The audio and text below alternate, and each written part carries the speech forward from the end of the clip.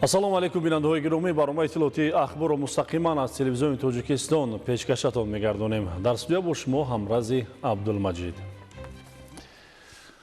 имрӯз зан соҳибкор, истеҳсолчӣ ва роҳбари хоҷагии деҳқон аст. занон дар қатори мардон дар таъмини амнияти озуқаворӣ саҳм мегузоранд. фаровонии маҳсулот дар бозорҳо аз саҳми бузурги занон шаҳодат медиҳад. ҳамкорони мо мавзӯъро шарҳ медиҳанд. Президенти Ҷумҳурии Тоҷикистон муҳтарам Эмомалӣ Раҳмон дар паёми навбатиашон ба Маҷлиси Олии Ҷумҳурии Тоҷикистон таъкид намуданд, ки мо нақши бонувону занон ва духтарони бонангу номуси ватанро дар ҳамаи соҳаҳои ҳаёти давлат ва ҷомеа ҳамеша қадрдонӣ мекунем ва аз саъю талоши онҳо ба хотири бунёди ояндаи ободу осудаи кишварамон ифтихор дорем. Дар паёми имсола президенти кишвар ба кишоварзон арзи миннатдорӣ намуданд, ки ин барои мо занҳои кишоварз буд. мо рӯҳи илҳоми тоза гирифтем ва кӯшиш мекунем, ки яке аз ҳадафҳои стратегияи рушди миллӣ расидан ба амнияти озуқавории кишвар аст ва зинаи нави он гузаштан ба ғизои аълосифат мебошад. барои рӯёндани ҳосили аълосифат ва расидан ба таъмини амнияти озуқавории кишвар мо занҳо дар паҳлӯи мардҳо дучанд меҳнат мекунем ва бо меҳнати ҳалоли худ, бо дасту дили поки худ барои расидан ба ҳамин амнияти озуқавории кишвар, ки ба ояндаи дурахшон ва зиндагии шойстаи мардум нигаронида шудааст, ҷаҳду талош мекунем. маҳз натиҷаи сиёсати хиратмандонаи пешвои муаззами миллат аст, ки солҳои охир теъдоди занони мутахассису соҳибтаҷриба дар зинаҳои мухталифи ҳокимият, мақоми олии қонунгузор, ҳокимияти судиву иҷроия ва тамоми сохтору мақомоти давлативу ҷамъиятӣ то рафт афзуда, занон дар рушду пешрафти самтҳои гуногуни ҳаёти ҷомеа саҳми воқеӣ гузошта истодаанд. ҳоло аз 380,992 субъекти соҳибкорие, ки ба ҳолати 1 январи соли 2026 дар Ҷумҳурии Тоҷикистон ба қайд гирифта шудаанд, 108,793 тои он ба занон рост меояд. мутахассисони соҳаи кишоварзӣ аз ҳисоби занҳо ниҳоят зиёданд ва қабул кардани барномаҳои давлатӣ ва грантҳое, ки аз ҷониби роҳбари давлат ба занҳо пешниҳод мегардад, онҳоро боз ҳам фаъолияти онҳоро дучанд мегардонад ва дили онҳоро гарм мекунад ва дар зери ғамхории падаронаи асосгузори сулҳу ваҳдати миллӣ, пешвои муаззами миллат муҳтарам Эмомалӣ Раҳмон имрӯз дар саҳро бо дили кушод, чеҳраи хандон ва зери офтобе, ки имрӯз сулҳу сафо меоварад, фаъолият мекунанд ва меҳнати онҳоро ҳамаҷониба аз тарафи ҳукумати ҷумҳурии Тоҷикистон шахсан аз номи роҳбари давлат қадр карда мешавад. ҳоло занони тоҷик дар ҳама соҳаҳо фаъоланду саҳм мегузоранд. тавассути дастгириҳои ҳукумати ҷумҳурӣ ҳиссаи фаъоли занон дар соҳаҳои гуногуни иқтисоди кишвар дар ҳоли афзоиш аст. феълан аз 181,855 адад хоҷагиҳои деҳқонӣ 52,669 ададашон таҳти роҳбарии занон фаъолият доранд. имрӯз зани тоҷик дар ҳамаи хоҷагиҳои деҳқонии кишвар саҳми босазо дорад. агар зиёда аз 73% аҳолӣ дар деҳот бошанд, қариб ки фоизи асосиро дар саҳро, дар майдони киштзорҳо, дар майдони кишоварзӣ занҳо фаъолият мекунанд ва бо меҳру муҳаббат дона мекоранд, ҳосил мерӯянанд, ба имрӯзу фардои ояндаи миллат заҳмат мекашанд ва ифтихор аз он мекунанд, ки имрӯз кишоварз ҳастанд ва дастархони мардумро бо нузу неъмат пур мегардонанд. занону бонувони кишвар барои тарбияи фарзандон дар рӯҳияи омӯхтани илму дониш ва касбу ҳунар, риояи қонунҳои миллӣ, расму оинҳо ва суннату анъанаҳои мардумии бостони тоҷик, аз ҷумла сарфаю сариштакорӣ ва пӯшидани либосҳои миллӣ саъю кӯшиши бештар ба харҷ медиҳанд. ҳукумати ҷумҳурии Тоҷикистон дар сиёсати иҷтимоии худ масъалаҳои марбут ба занонро дар меҳвари фаъолияти рӯзмарра қарор дода, барои рушди ин самти муҳим мунтазам тадбирҳои судманд меандешад.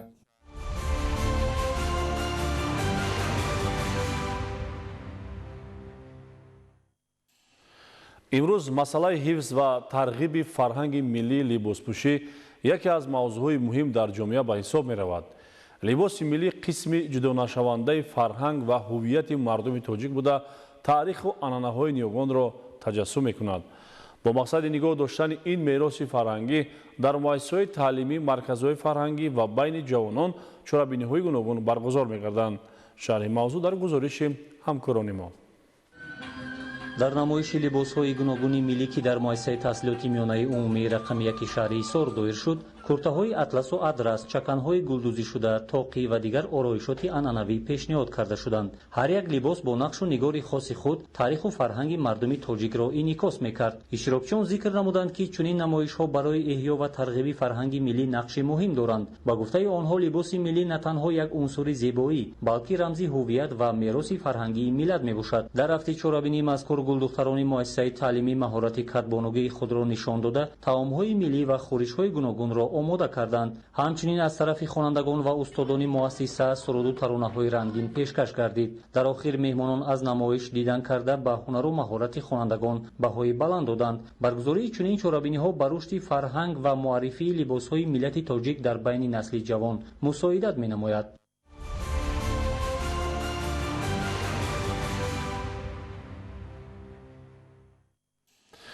сол аз сол дар ҷумҳурӣ шумораи муассисаҳои томактабӣ бештар ва баҳри наврасон беҳтарин шароити таълим муҳайё гардонида мешавад.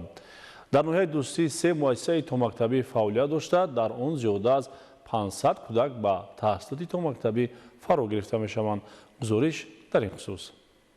давоми 34 сол мешавад ки аз хурд то бузурги кишвари азизамон аз самараи истиқлоли давлатӣ баҳравар гардида истоданд. бунёди муассисаҳои таълимиву томактабӣ ва фароҳам овардани беҳтарин шароити таълиму тарбия аз дастовардҳои бузурги ин даврон ба ҳисоб рафта, насли наврасу ҷавон бо истифода аз чунин имконот донишманду бомаърифат ва соҳибилму зирак ба камол мерасанд. масъулини мақомоти иҷроияи ҳокимияти давлатӣ ва шӯъбаи маорифи ноҳияи дӯстӣ ба ин самт диққати хосар равона намуда, сол аз сол ба бунёди муассисаҳои таълимиву томактабӣ ва фароҳам овардани имконоти мусоиди таълиму тадрис саъю талош менамоянд.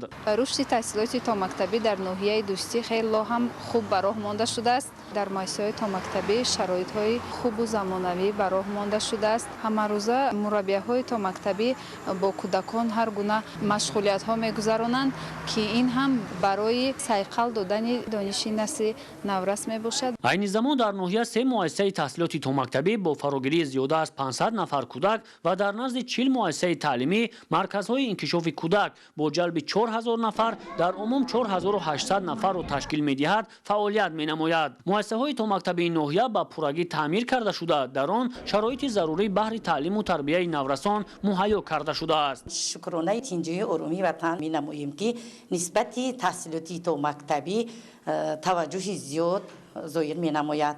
имрӯз дар ноҳияи дӯстӣ бошад, пешравиҳо дар муассисаҳои таҳсилоти томактабӣ рӯз аз рӯз меафзояд. шароити муассиса бошад хело ҳам хуб ҳаст. шароитҳо аз солҳои пешин хело ҳам хуб ҳаст. соли сипарӣ гардида сарвари давлат дастур доданд ки дар 5 соли оянда бо истифода аз ҳамаи сарчашмаҳои маблағгузорӣ ва бо назардошти ҳадафи гузошта барои фарогирии 50% кӯдакони синни томактабӣ бунёди 800 муассисаи таҳсилоти томактабӣ ва беш аз 1000 муассисаи таҳсилоти умумӣ бояд таъмин карда шавад. дар ҳамин доира дар ноҳияи дӯстӣ баробари бунёди муассисаҳои томактабӣ ҳамзамон ба баландбардоштани инкишофи зеҳнии кӯдакон диққати махсус равона гардида, марҳила ба марҳила баҳри ба таҳсили томактабӣ фаро гирифтани насли наврас имконоти мусоид фароҳам меоваранд. зеро зинаи томактабӣ ва ё омӯзиши барвақтаи кӯдак барои гирифтани таҳсили минбаъда дар мактаб заминаи асосӣ мегузорад. шоҳзода Самандар, Мусои Нурмуҳаммад, ноҳияи дӯстӣ, ахбор.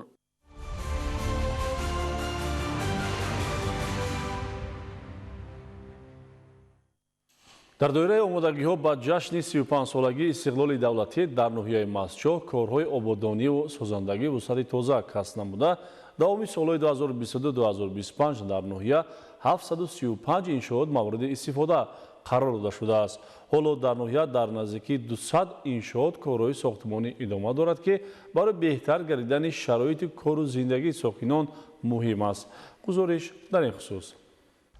дар доираи корҳои ободониву созандагӣ ба истиқболи ҷашни 35-солагии истиқлолияти давлатӣ дар ноҳияи Мастчоҳ бунёд, таъмиру тармими 735 иншоот ба нақша гирифта шуда, то оғози соли 2026 790 иншооти таъиноти гуногун ва маблағи зиёда аз 243 миллион сомонӣ мавриди истифода қарор дода шудааст, ки нақшаи пешбинишуда барзиёд иҷро гардид.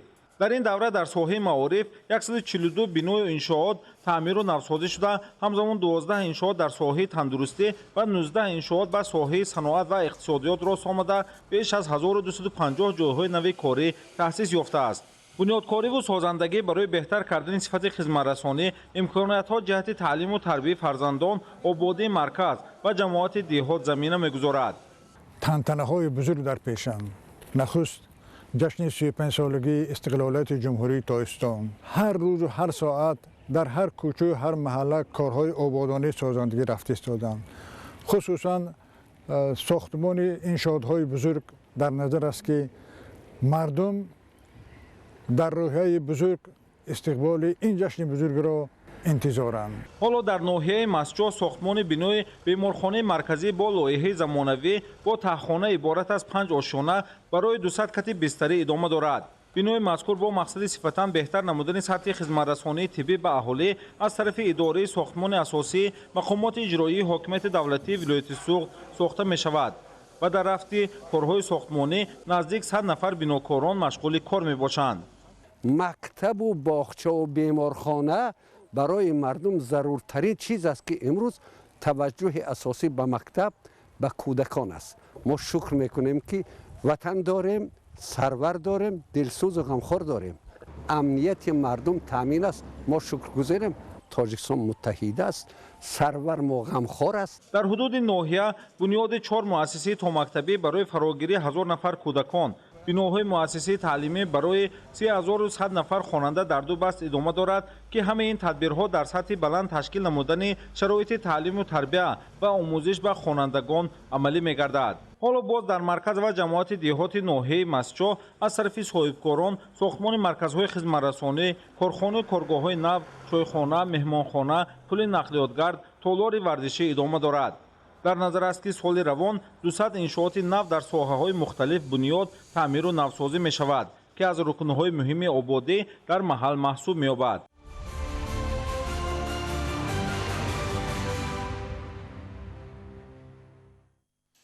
در ناحیه نورآباد با مقصد رشد و عمومیت ورزش و جلب جوانان به طرز حیات سالم تدبیرهای ضروری عملی کرده می شود. در این زمینه در ناحیه مسابقه‌ها از روی نمودهای گوناگون ورزش برگزار گردید. متوجه باشید با گزارش آماده نموده همکارانمان در این خصوص. با تشبث مقامات اجرایی حکومت دولتی ناحیه نورآباد سال دوم است که بخشیده به روز مادر مسابقه کشاد ورزشی اوید به والیبال میان بانوان برای دریافت جام رئیس ناحیه نورآباد برگزار می شود. مسابقه میان بانوان از زمره معروفترین چاره‌بینی های سالمگردانی و ورزشی به حساب می رود. هدف چاره‌بینی مذکور رشد ساحه ورزش، جلب بیشتر بانوان به طرز حیات سالم و تربیت جسمانی، اینچنین مساعدت به آمادگی ورزشگر زنان جهت اشتراک در سبقت‌های سطح جمهوری و بین المللی ارزیابی کرده شد. قید گردید که با در نظر داشت تاریخ و تمدن کهن و عنعنه‌های ملی میباید به احیای نمودهای گوناگون ورزش، حفظ آنها برای نسل‌های آینده و تربیت زنان و دختران و نورسان و جوانان در روحیه انسان پروری، تحمل پذیری و دوستی توجه مخصوص ظاهر نمود. در مسابقه کشاد ورزشی اوید به والیبال میان بانوان برای دریافت جام رئیس ناحیه نورآباد نمایندگان بخش کار با جوانان و ورزش، بخش کار با زنان و عائله، جماعت‌های شهرک و دهات، اینچنین دسته‌های اشتراکچی و فعالان شرکت ورزیدند. مسابقه از 27 فوریه تا 4 مارس سال 2026 میان 11 دسته بانوان تشکیلات و مؤسسه‌ها و جماعت‌های شهرک و دهات ناحیه نورآباد برگزار گردید. مسابقه با مقصد ترغیب طرز حیات سالم میان بانوان، رشد ورزش والیبال و در سطح بلند تجلیل نمودن روز مادر راه اندازی گردید. همین طریق مقام یکم نصیب دسته والیبال بازان نزد مقامات اجرایی حکومت دولتی ناحیه نورآباد، جای دوم نصیب جماعت دهات حکیمی و جای سوم جماعت دهات به نام عزت‌الله حلیمов گردید. غالبان با افتخارنامه و تحفه‌های مالی قدردانی کرده شدند.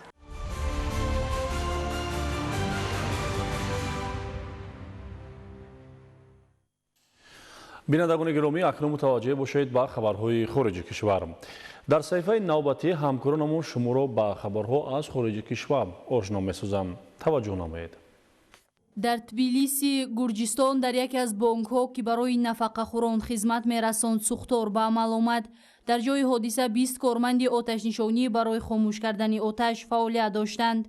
дар бораи осебдидагон ва фафтидагон маълумот вуҷуд надорад. барои бартараф кардани оқибатҳои сӯхтор корҳои таъмирӣ оғоз гардиданд. дар шаҳри Тулаи Федератсияи Русия бар асари бориши барфи аз меъёр зиёд корхонаи истеҳсолии конструксияҳои металлӣ фурӯ рехт. дар натиҷа 2 нафар ба ҳалокат расида, 40 каси дигарро ба ҷои амн кӯчониданд. дар ҷои ҳодиса корҳои ҷустуҷӯии наҷодиҳӣ фаъолият дорад. ёдовар мешавем ки давоми 2 моҳи охир Федератсияи Русия дучори бориши барфи шадид буд.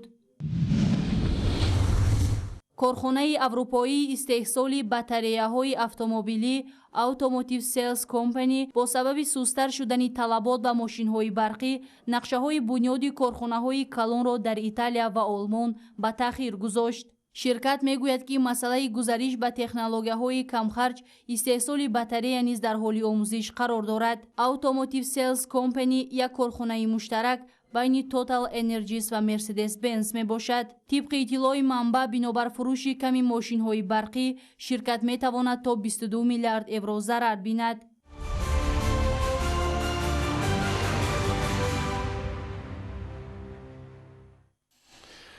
бинандагони гиромӣ, ин буд барномаи иттилоъоти ахбор. сарбаландиву хонободии шумо таманнои ҳамешагӣ мост. хайр.